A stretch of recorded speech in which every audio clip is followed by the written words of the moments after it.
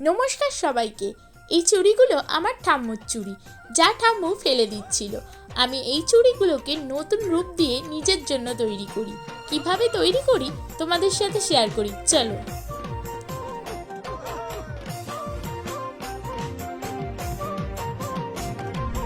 গুটি কলের কল ফুল, তোকে দেখি মোর গন্ডগোল। বাবাই বলে বহু বানাবো, লাগাই দিল হুলস্থুল। গুটি কলের কল ফুল, তোকে দেখি মোর গন্ডগোল।